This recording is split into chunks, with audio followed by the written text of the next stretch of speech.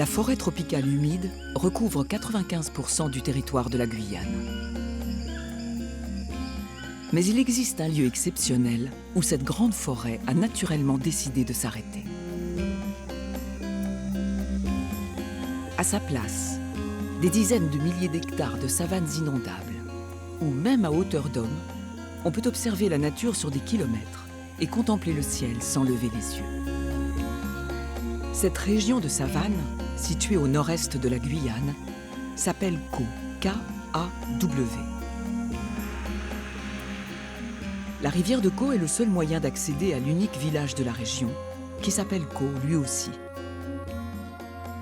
Une cinquantaine d'habitants, un restaurant, une école primaire, 16 pirogues, 0 voiture.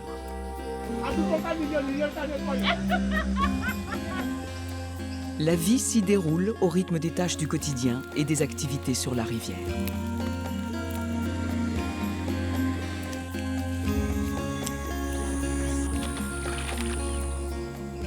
Mais la grande particularité du village est la richesse exceptionnelle du patrimoine naturel qui l'entoure.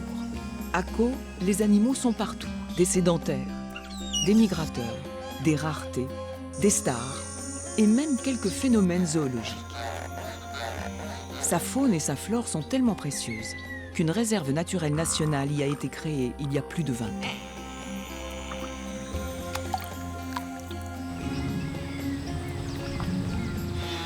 Aujourd'hui, la vie du village est profondément marquée par les contraintes et les avantages qu'impose la proximité de cette réserve, devenue au fil des ans la première destination touristique nature de Guyane. Allez, on est parti vers le restaurant. Pour toutes ces raisons, Caux n'est pas un village comme les autres.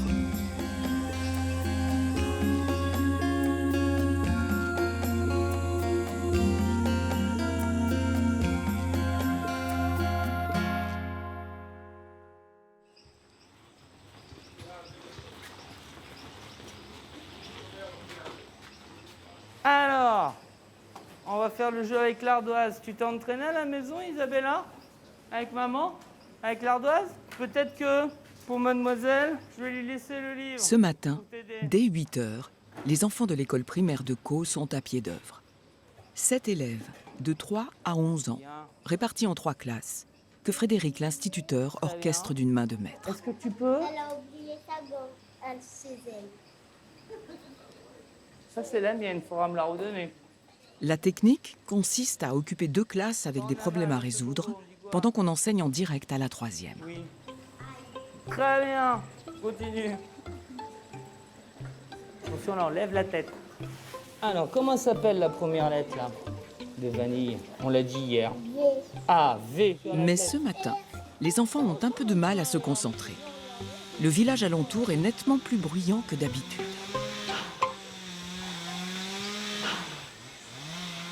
Rien d'étonnant à cela. Aujourd'hui, c'est Mayouri.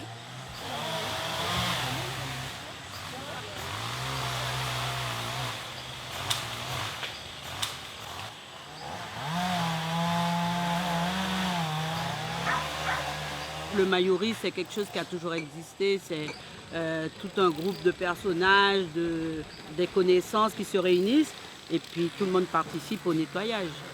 C'est un moment de convivialité. On travaille, on transpire, on rigole, c'est ça. C'est communiquer au maximum.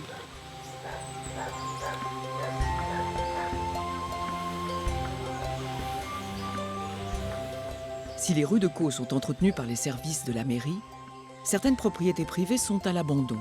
Et cela déprécie l'image générale du village. L'un des plus touristiques de Guyane, tout de même.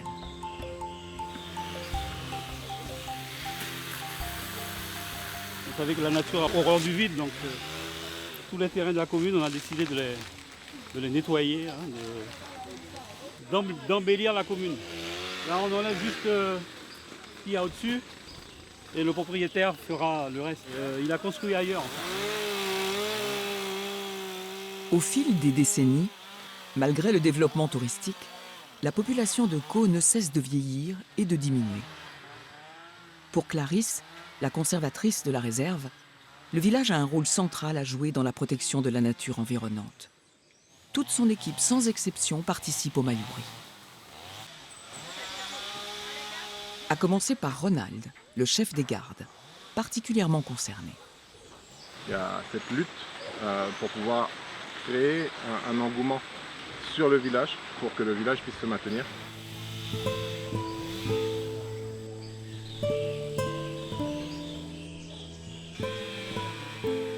À 11 h, il fait près de 35 degrés à l'ombre. Pour l'équipe de la réserve, participer au Mayuri, c'est aussi une manière de se rapprocher des habitants du village. Ça fait partie du travail en fait, de pouvoir se rapprocher de la population et de participer pour que même par la suite puisse nous faire des retours parce que tout seul on ne serait pas en mesure. Donc quand ils nous interpellent pour ce genre de manifestation, on répond présent. De la même manière que quand nous, on peut être amenés à leur demander exceptionnellement des services, ils répondent aussi présent.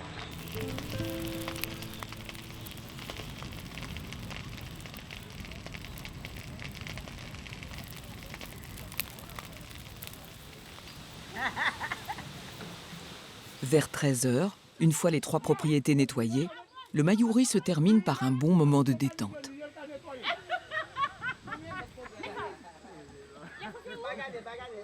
S'il est important que les habitants du village aient une image positive de la réserve, une chose est certaine. Alors, je t'aide un petit peu. Tout commence par l'éducation, y compris sur les bancs de l'école. Entre la bleue et la blanche. Alors, t'as vu ce qui arrive, hein? L'école de Caux est donc au centre des préoccupations de la réserve. D'abord, son maintien est essentiel à la survie même du village. Rien que ça. On l'a déjà fait, la violette et la rose. L'une des orientations phares, c'est de maintenir l'école, de garder un maximum d'enfants sur le village pour donner un peu de vie dans le village de Caux. Je vais faire d'une couleur différente. C'est comme si tu dessinais un angle droit. Parce que si cette école se ferme, tous les parents, tous les enfants s'en vont et il n'y a plus moyen de faire subsister le village. Et ensuite, qu'est-ce qu'on a trouvé d'autre? Maintenir l'école est la priorité. Mais il semble également primordial de sensibiliser les enfants à la connaissance de la nature qui les entoure. Ça, comment ça s'appelle? Alors, c'est pas un œuf, c'est ce qui pousse dans les arbres. Avec 3 classes à gérer en parallèle, l'instituteur ne parvient pas à trouver le temps d'aborder la faune et la flore locale, ou de discuter de l'intérêt d'habiter à côté d'une réserve naturelle. Alors ça, c'est le bébé de l'éléphant. Il s'appelle comment, le bébé de l'éléphant? Et ce n'est certainement pas dans les manuels scolaires de la République que les enfants vont découvrir la faune guyanaise. Qui pousse dans les arbres. Âne, chameau, noix de coco, savane, râteau, banane, âne, éléphanto. À toi. Mais désormais, 1 à 2 fois par mois, l'instituteur va pouvoir compter sur l'expérience de cet homme, Maël, qui a récemment rejoint l'équipe des gardes de la réserve en tant qu'animateur. Dès demain matin, Maël se rendra dans la petite école pour une toute première séance d'animation spécialisée sur les animaux sauvages de Caux.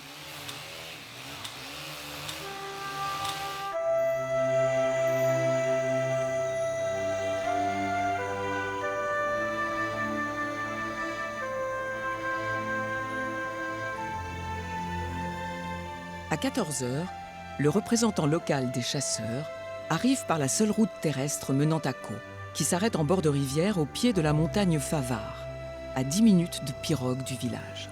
Je suis originaire de Caux. Je suis né à Caux sur la montagne de Favard. On n'est pas né dans le village, les Madères, nous sommes de la montagne.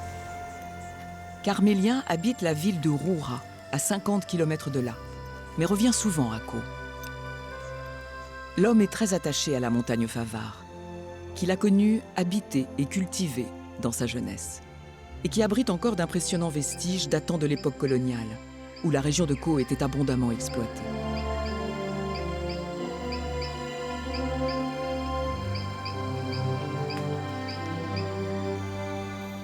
Dans les savanes, en contrebas, de nombreuses traces de plantations et de canaux de drainage attestent l'activité agricole intense qui régnait à l'époque dans cette partie de la réserve.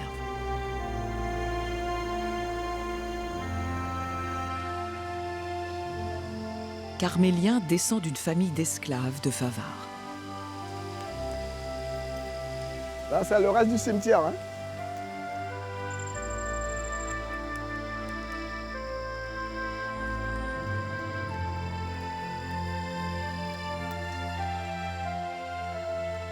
Il y a mon père, celui qui est là-haut, en violet.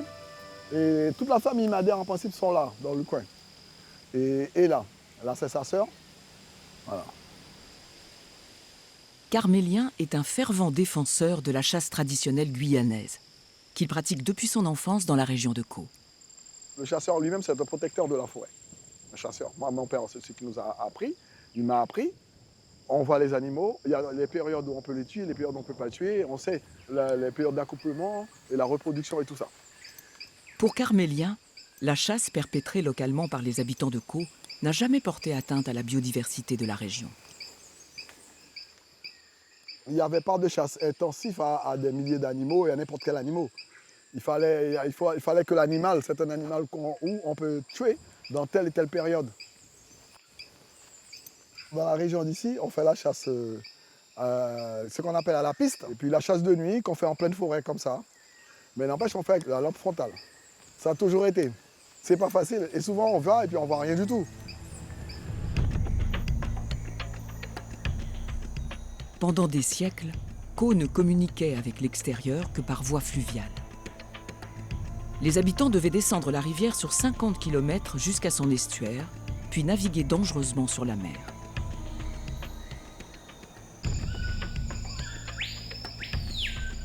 Dans les années 80, une route terrestre reliant Caux au reste de la Guyane est enfin ouverte. On a vu arriver pas mal de monde quand la route est arrivée ici. Et ça a tout chamboulé.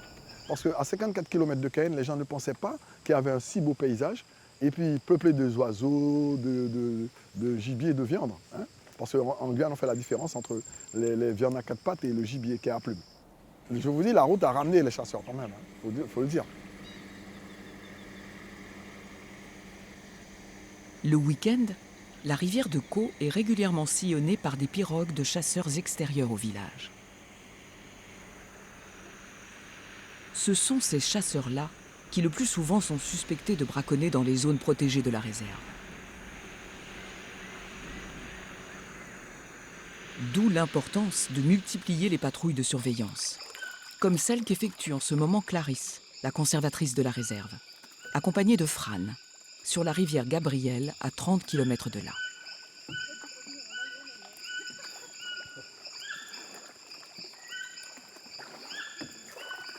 Plus modeste que la rivière de Caux, la Gabrielle est autorisée aux touristes en canoë, attirés par le calme du lieu et la beauté de ses décors.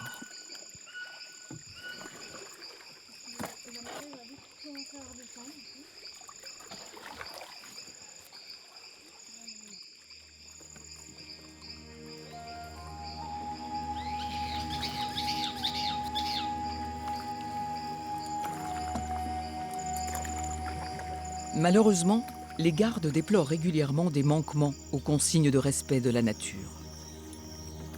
Du braconnage, bien sûr, mais aussi de nombreuses dégradations ou pollutions du fait de simples touristes. Pour avoir une idée globale de l'impact des visiteurs, les deux gardes tiennent à remonter le cours d'eau le plus loin possible.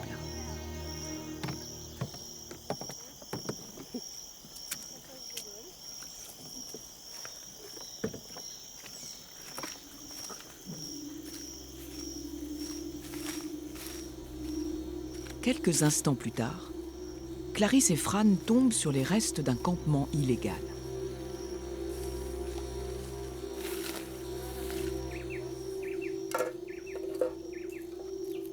Il peut y avoir des chasseurs, il peut y avoir des gens qui viennent juste passer la journée, faire un petit barbecue, se baigner. Ah, il y a une belle vue quand même, hein, j'avoue.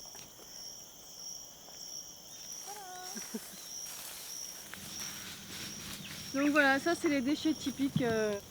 Ça c'est de la bière surinamaise. Enfin, il y a le Suriname pas loin. Hein.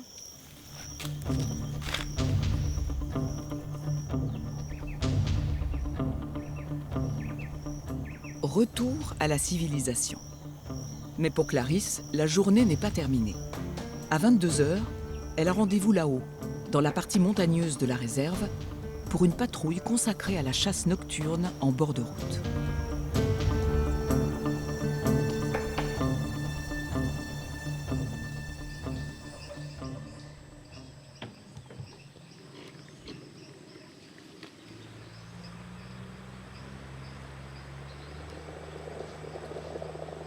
Il est 16 h quand Christian et son épouse Jacqueline quittent le village de Caux pour une partie de pêche typiquement locale.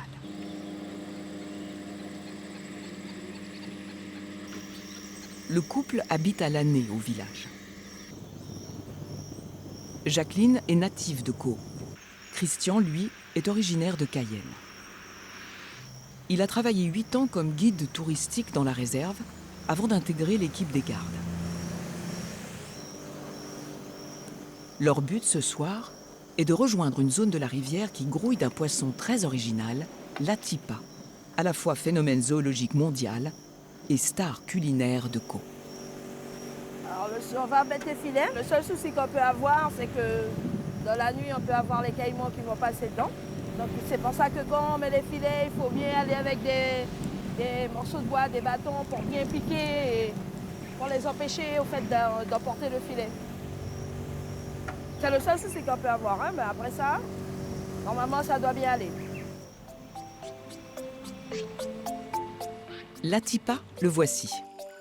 Ce petit poisson-chat, qui mesure une vingtaine de centimètres, n'est pas seulement une star culinaire, il l'est aussi au niveau zoologique. D'abord, c'est un poisson très ancien. Ses ancêtres existaient déjà dans les rivières et les marais bien avant l'époque des dinosaures. Pour preuve, il n'est pas recouvert d'écailles dermiques, mais d'une véritable armure composée de plaques osseuses. Remarquablement adapté à l'assèchement de la savane, il peut respirer hors de l'eau en avalant de l'air qu'il stocke dans des embryons de poumons. De plus, ses 2 nageoires avant lui permettent de se déplacer sur terre, à petits pas, d'où son nom d'Atipa en créole.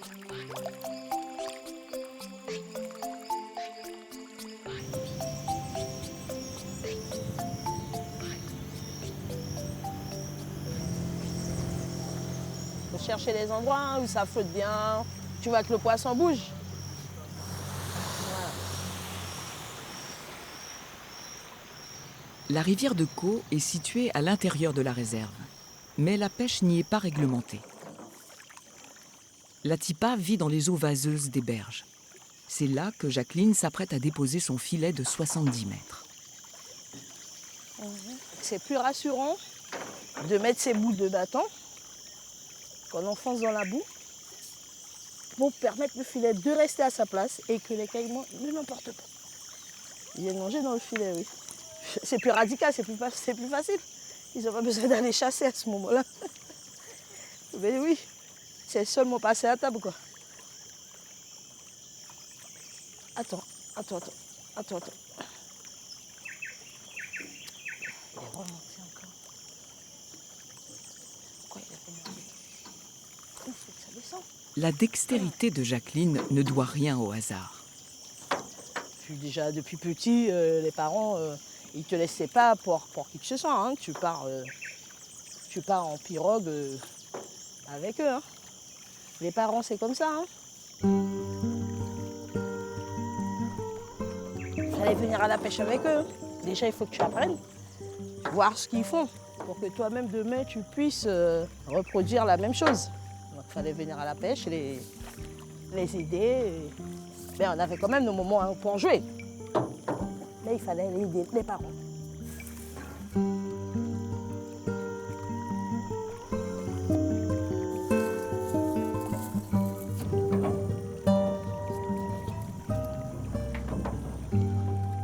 Rendez-vous avec les poissons demain matin.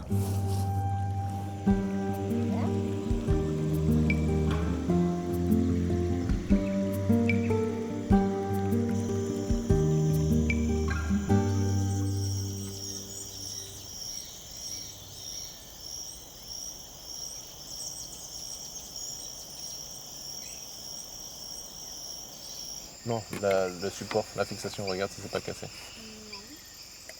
À 22 h, Clarisse et Ronald débutent une patrouille de surveillance sur la route de Caux, qui longe la partie montagneuse de la réserve sur une dizaine de kilomètres. Bien sûr. Oui, c'est ça. Okay. La route elle-même ne fait pas partie de la réserve qu'elle côtoie et n'est pas protégée. Les 2 gardes vont donc effectuer une simple mission de sensibilisation destinée aux chasseurs positionnés à l'arrière de leur pick-up, ce qui augmente considérablement leurs chances de croiser du gibier. Globalement, les chasseurs utilisent des projecteurs qui se reflètent dans les yeux des animaux. Et c'est beaucoup plus facile à repérer de nuit que de jour. Vers 23 h, première rencontre avec un véhicule de chasseurs.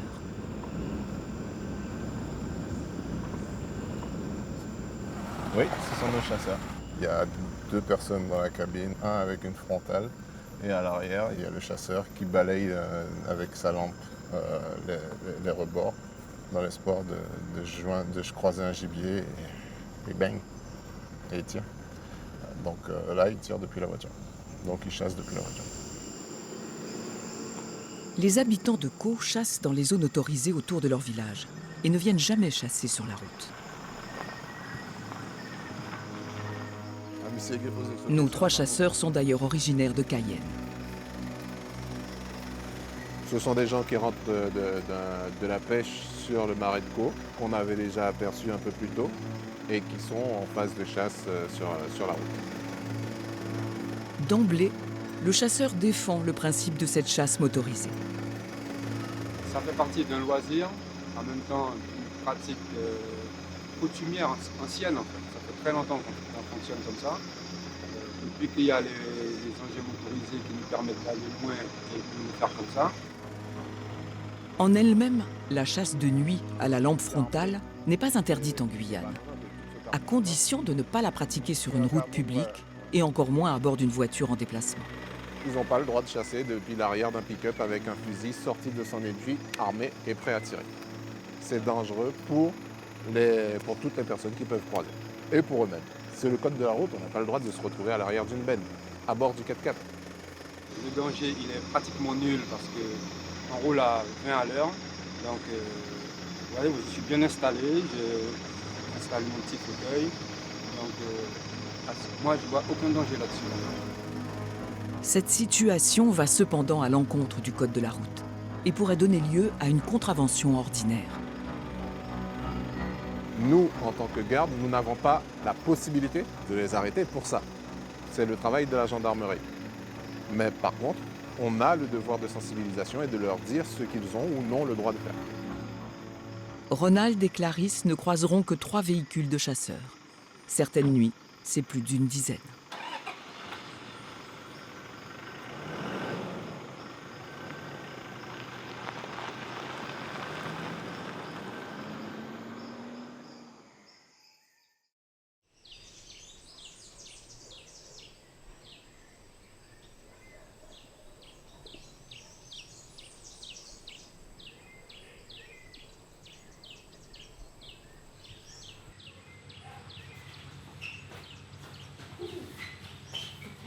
Dès 8 h le lendemain, une certaine excitation est palpable à la petite école. Pensez donc. La matinée va être consacrée à la toute première animation nature de Maël, le garde animateur de la réserve. À la maison de la réserve, il vient faire une petite animation sur les animaux, c'est ça ? Sur les animaux. Sur les animaux. Alors tout d'abord, j'aimerais bien faire un tour des prénoms pour avoir un peu votre... Stan. Stan. Thaïs. Maël a hâte de tester les élèves sur leurs connaissances en matière de nature. Le plus simple est de commencer par les animaux qui leur sont les plus familiers. Vous pensez à un animal, vous l'écrivez sur une ardoise. N'importe lequel, celui que vous préférez. Vous pouvez même le dessiner si vous voulez. C'est quoi comme animal ?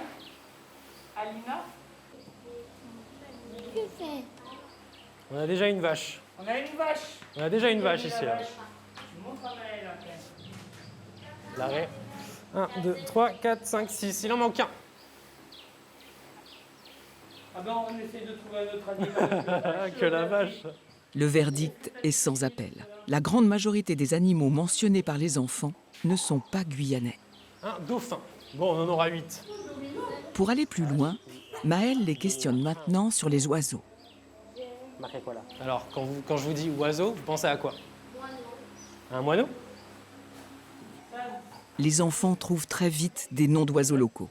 L'honneur naturaliste du village est sauf. Alors, Picolette ? Oui, c'est bien. Les rubus. Le rubus. Ah. Hibou. Hibou. Ah ben là, ça suffit. Chouette. Chouette. Ok. S'ensuivent des séances de jeu et d'observation auxquelles les enfants participent de bon cœur. Vous pensez pas à des plumes, par exemple? Vous avez déjà eu des plumes? Vous en avez déjà touché? Et toutes ces petites lamelles, c'est ce qui la compose. Vous voyez, vous avez des têtes d'oiseaux. Ça, c'est quoi? C'est un bec de quoi? On l'a vu tout à l'heure. De colibri. De colibri. Mais ce que les élèves attendent avec le plus d'impatience, ce sont les travaux pratiques à l'extérieur. Quelles espèces d'oiseaux rencontre-t-on dans le village? Maëlle revient à l'école dès demain matin. Martin pêcheur. Un martin péteur. Un martin péteur, bien sûr. Vous avez marqué quoi là?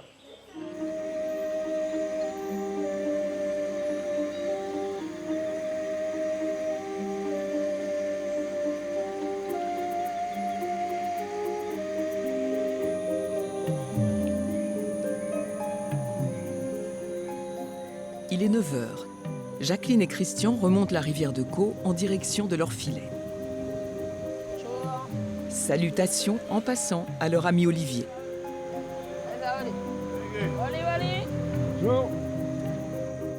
Olivier est guide touristique à l'année sur une barge flottante mobile, le Morpho. Les plus gros caïmans qu'ils ont retrouvés ici, c'est derrière la colline qui est là, hein, donc à la zone rouge ici, où qu'on a donné le nom de la mare au caïman noir. Hein. Et du coup, le plus gros, il faisait combien? 7,90 m. Donc le bateau il fait 8,40 m de long. Et, ouais.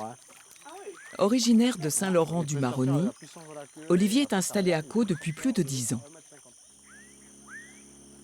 Moi, je suis arrivé ici, j'ai vu l'endroit très calme, tout, et du coup, je suis resté. Hein. Ça va faire en gros une 12 d'années.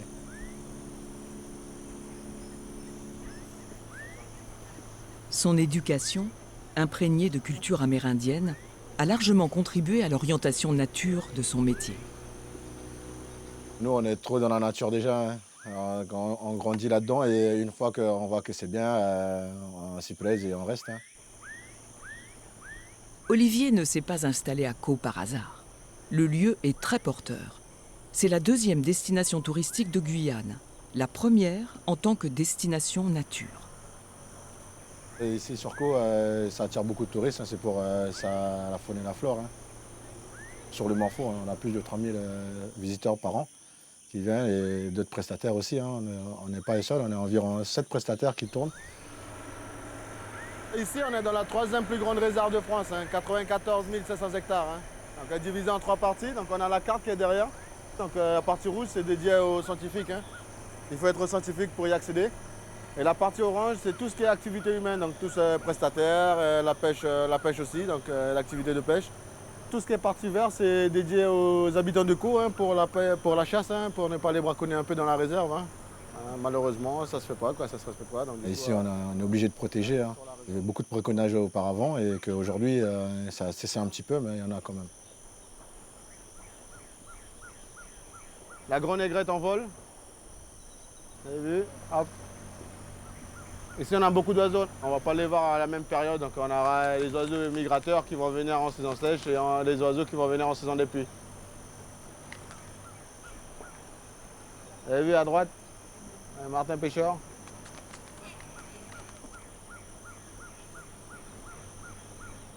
Regardez la buse à tête blanche, regardez, hop, un rapace, le petit cousin de l'harpie féroce. Hein.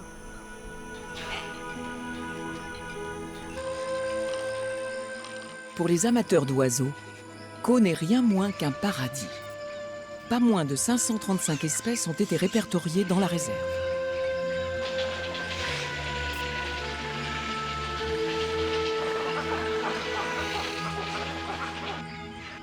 De nombreuses raretés, et même des stars, comme l'agami, l'un des plus beaux hérons du monde. Ils visitent la réserve en nombre, quelques mois par an, pour s'y reproduire, principalement dans la zone de protection intégrale, interdite aux visiteurs.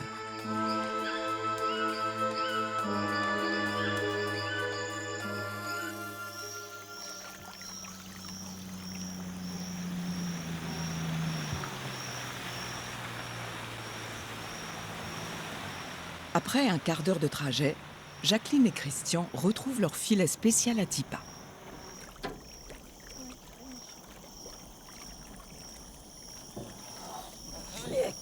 qui est passé là.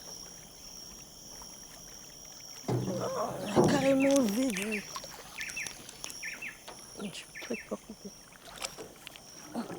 Le filet capture de nombreuses espèces de poissons de taille modeste qui fréquentent les berges herbeuses. Moins goûteux que la tipa, ou alors bourré d'arêtes. Autant de critères susceptibles de leur faire éviter la casserole et de leur rendre leur liberté. L'ambiance sonore du lieu est régulièrement cacophonique. La faute a une communauté de chanteurs invétérés installés à une dizaine de mètres de là.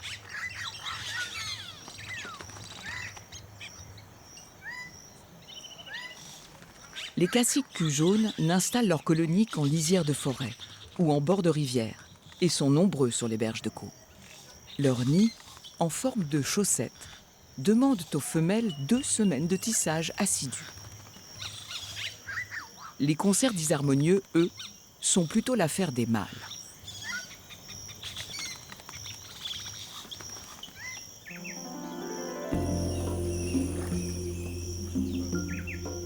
Vers 10 heures, une pirogue chargée de touristes revient tranquillement vers la civilisation.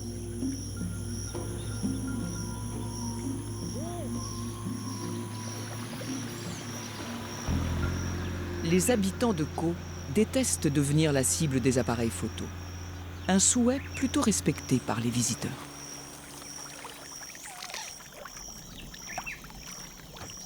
Les Atipas sont enfin au rendez-vous.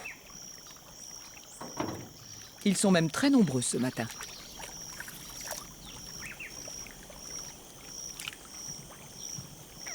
Un lieu paradisiaque, une pêche qui semble facile, et pourtant, tous les habitants de Caux n'ont pas la chance de la pratiquer en tant que loisir, comme Christian et Jacqueline.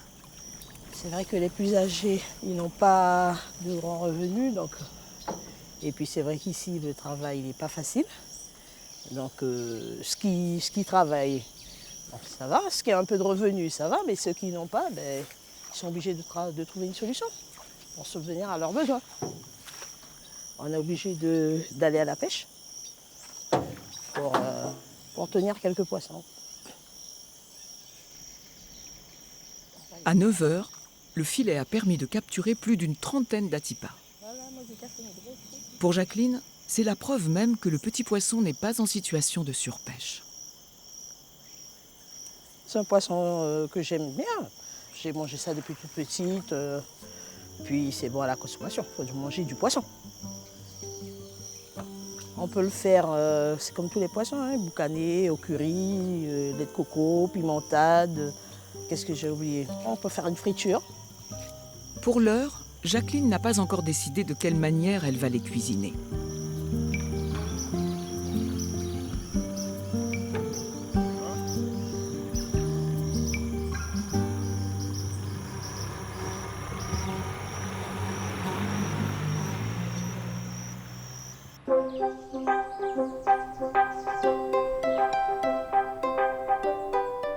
Il est midi. Olivier et ses touristes arrivent tout juste à l'embarcadère du village. On va faire un petit tour au restaurant tranquillement. J'ai fait 7 ans au village de Caux. J'ai bossé 2 ans en tant qu'agent de mairie, agent d'entretien espace vert. Ah, c'est chez moi ici aussi. Ma première demeure c'est Saint-Laurent, Irakubo et après Caux. Je suis atterri ici, j'aime l'endroit. C'est très petit et c'est très convivial, quoi. Là ici à droite c'est la maison de la réserve, hein, l'écomusée. Et 2 petits bâtiments en face de nous, c'est l'école. Hein. Il y a le plus grand bâtiment bleu, encore un peu plus à la gauche, c'est l'ancienne école, hein, qui est placé monument historique. On m'a bragué ça bouga, hein, il y a l'or. Ici, dans l'argent, on va aller. Après, il sait plus. Allez, on est parti vers le restaurant. C'est une réserve, il faut faire un petit tour quand même dans le village et faire vivre le village. Ici, il manque beaucoup au niveau développement, sur tout ce qui est artisanat, tout, il y en manque. Les gens ils viennent, ça c'est aussi pour attirer par le restaurant, hein, le bon repas qu'ils préparent, tout, et à chaque fois ils reviennent, tout. Un maragoudia, un prix de citer et 3 tipanches et canne à sucre. Voilà. Oui. petit apéritif en attendant de déguster la star culinaire de Kau, le fameux atipa bien sûr.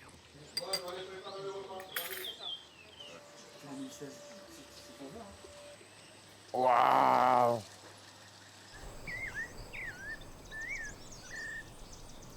À quelques dizaines de mètres de là, Jacqueline s'apprête à cuisiner une partie des atipas pêchés ce matin.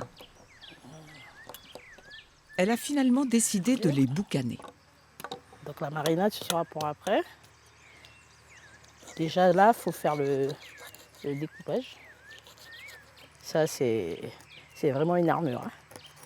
Il faut avoir la technique, hein, parce que sinon, on se blesse. Hop, il y a mon citron qui s'en va. On les ouvre en deux, en fait. Donc, quand tu fais ça, là, c'est vraiment dur. Donc, il faut avoir un peu de technique, sinon, à tous les coups, on se blesse. Pour couper la tête. Voilà. Qui te donne ça après. Voilà, là, on voit bien ça, c'est les œufs. C'est très bon. C'est très bon, les œufs de atipa. Le plus difficile est fait. Il ne reste plus qu'à faire mariner les poissons quelques minutes dans un mélange d'oignons, d'ail, de piment et de jus de citron. Là, on va laisser un instant. Et puis, on va couvrir, on va le laisser un petit moment. On va allumer le feu. Voilà. Voilà, l'atipa. Au restaurant, les atipas sont cuisinés avec une sauce au curry, spécialité maison. Le petit poisson-chat est apprécié pour la fermeté et le goût savoureux de sa chair.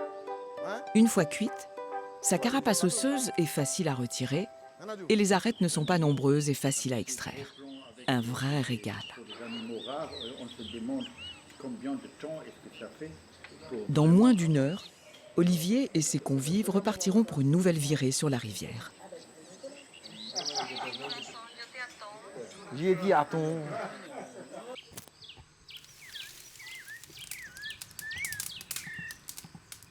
Côté boucanage, il ne reste plus qu'à faire cuire les atipas à feu doux pendant une vingtaine de minutes.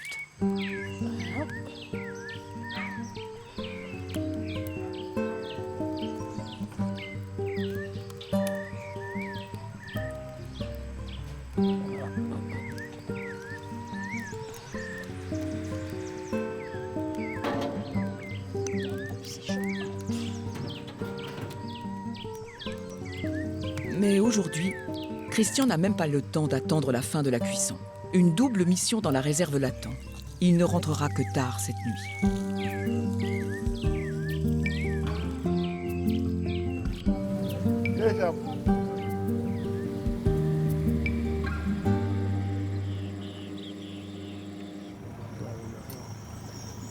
Pour cette mission, Christian est accompagné de son collègue Nicolas.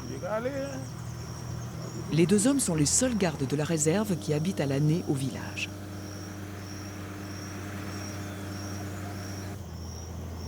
Nicolas est natif de Kau.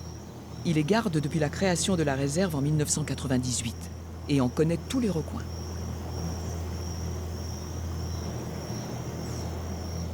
La mission commence par une patrouille de surveillance le long de la rivière de Kau.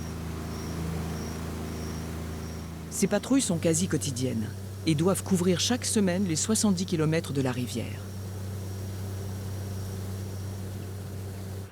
Il s'agit de montrer à tous que les lieux sont surveillés en permanence. Au niveau poisson, au niveau pêche, il n'y a pas de restrictions spécifiques. C'est plus la chasse qui est réglementée. On a sensibilisé la population aux espèces interdites, aux espèces autorisées. Petit mouvement dans les branches. Les deux gardes ont aperçu l'une des stars ornithologiques de la réserve, un oasin huppé. Très craintif, très craintif. Sa particularité, c'est sa crête huppée avec les yeux, qui est assez impressionnant à voir. Il n'est pas chassé, non. Il n'est pas chassé, mais c'est un oiseau, il est essentiellement basé en retrait dans la savane. Une cinquantaine de mètres dans la savane. hormis son physique exceptionnel, c'est un véritable phénomène zoologique. Il s'agit probablement de l'oiseau le plus ancien au monde. Ses ancêtres existaient déjà il y a 18 millions d'années.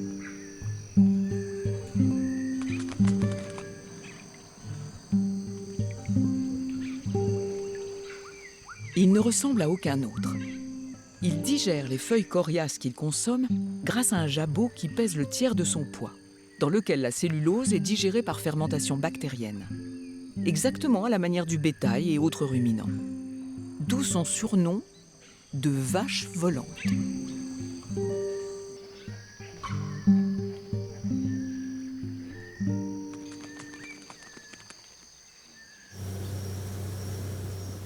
Aucune rencontre humaine particulière à signaler ce soir-là sur la rivière. Nicolas et Christian se dirigent vers le point de départ de la seconde partie de leur mission. Scientifique celle-ci, le comptage des caïmans. Pas moins de 4 espèces de caïmans habitent la réserve. Les rivières poissonneuses à souhait leur sont très favorables. Mais la vedette incontestée des crocodiliens de Caux est le caïman noir. C'est le plus grand reptile et même le plus grand prédateur tout court d'Amérique du Sud. Certains vieux mâles dépassent 6 mètres de long et pèsent plus d'1 tonne. Inlassablement chassé, principalement pour sa peau depuis l'époque coloniale, il se retrouve au bord de l'extinction au début des années 80. Depuis 1986, il est protégé sur tout le territoire guyanais.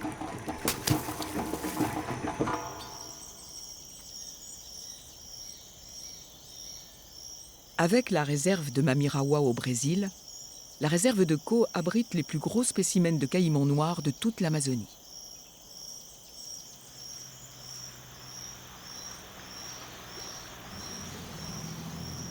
La mission Caïman, opérée par Nicolas et Christian, ne pourra commencer qu'une fois la nuit tombée. La journée est très difficile à apercevoir. Ils sont vraiment à l'intérieur des savanes ou sous les végétations, sous l'eau. C'est vraiment à la tombée de la nuit parce que c'est plus facile avec le reflet des yeux en fait à les repérer, quoi.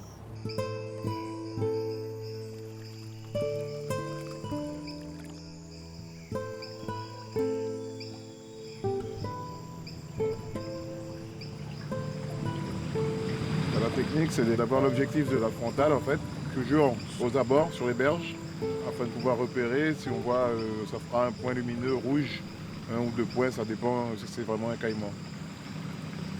C'est le reflet de la frontale en fait sur les yeux du caïman.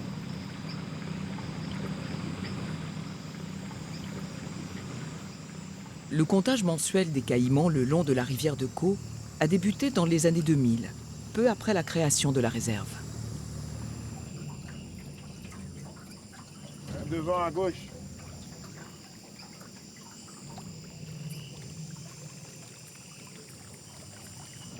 Lunettes. Caïman lunettes. Yeah. Il n'est pas très gros lui, hein. Il va avoir à peine 2 ans ce caïman. Le caïman lunette il prend 5 à 10 cm par an. Sur chaque espèce en fait ils ont une différence de taille. Hein. Le caïman à lunettes, lui, il atteindra les 80, 4 mètres, ça dépend du milieu où il est situé aussi.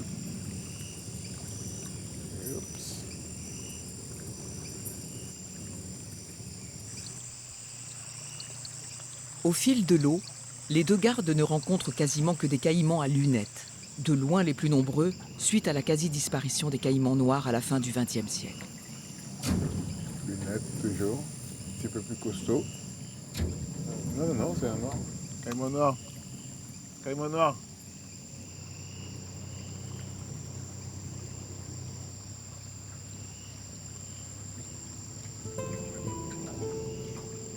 Dans la rivière de Caux, les plus longs individus dépassent à peine 1,50 m. Les gros spécimens, possiblement dangereux pour l'homme, se rencontrent seulement dans certaines zones intégralement protégées, accessibles uniquement par hélicoptère. Les chiffres sont encourageants. Depuis la création de la réserve, les populations de caïmans ne cessent d'augmenter dans la rivière de Caux. Ce soir-là, La mission se termine peu avant minuit.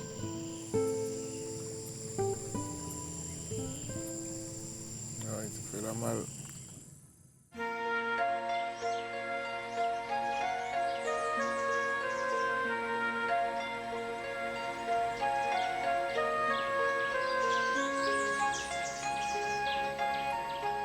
Jour J à l'école de Caux. La matinée va se passer dans les rues du village, à courir après les oiseaux sauvages. L'excitation est à son comble. Bon, on va faire le tour du village. Vous avez tous vos chaussures? Oui. Vous pouvez marcher? Non. Vous avez tous des jambes? C'est vrai, t'as des jambes toi? Pas tous en même temps là. Vous voulez le voir? Oui, moi. Allez. Chacun son tour. Doucement. Vous savez comment ça marche déjà? Oui. Les enfants T'es sûr? côtoient des oiseaux à longueur de journée, mais n'en connaissent que 3 ou 4 espèces emblématiques. Bon, c'est compliqué à voir les oiseaux. Les jumelles sont indispensables, car elles apportent un sentiment de proximité indéniable avec les animaux. Encore faut-il avoir le temps de les cadrer, puis de faire le point avant qu'ils ne s'envolent. Allez. Allez, allez.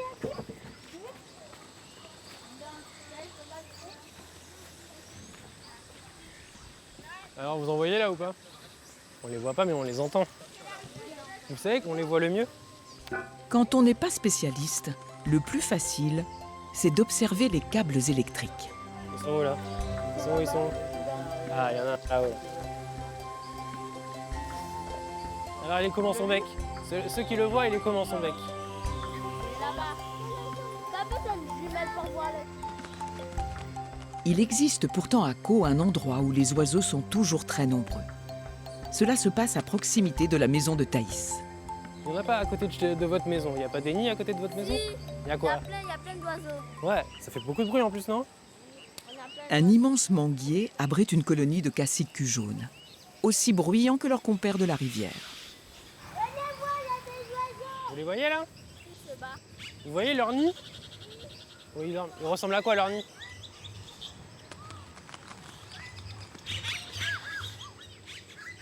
Vous avez vu tous les nids? Ils sont tellement haut perchés que sans l'aide de jumelles et d'informations sur leur comportement, on passe facilement à côté d'un oiseau extraordinaire. Là, regarde, celui-là, on le voit pas?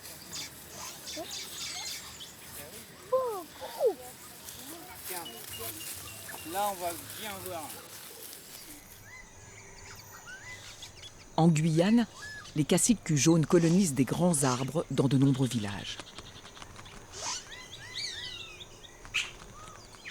Leur vie sociale est passionnante.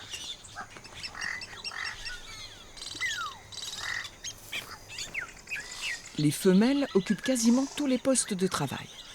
Construction et entretien du nid, en plus de l'élevage des petits.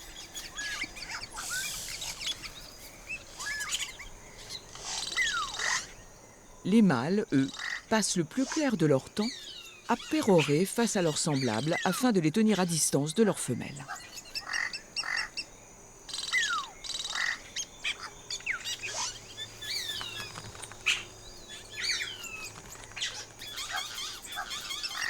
Ou encore à pavaner devant des femelles célibataires en espérant qu'elles accepteront de rejoindre leur harem, qui peut compter jusqu'à 25 concubines. Quand on a un physique aussi élégant, peut-être est-il naturel de passer ses journées à faire le beau.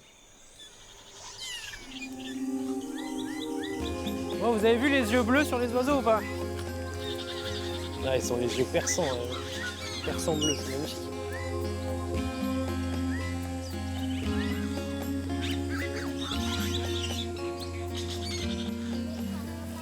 Bon, vous revenez? Cette toute première escapade nature est un authentique succès. Vivement les prochaines. Maëlle en est persuadée. La propension de chaque être humain à protéger la nature passe par la connaissance et l'amour qu'il en a. Attends, on va regarder son bec. Plus ce savoir est inculqué tôt, plus il est efficace et sincère. Quand ces élèves quitteront un jour le village pour continuer leurs études en ville, ils posséderont une expérience de la nature que les citadins n'auront pas. Certains, qui sait, pourront même devenir les ambassadeurs de la faune et la flore exceptionnelle qui entourent le petit village de leur enfance. Bon. Vous savez où est-ce qu'il y a des oiseaux ou pas? Oui, il y a Attends, pas tous en même temps là.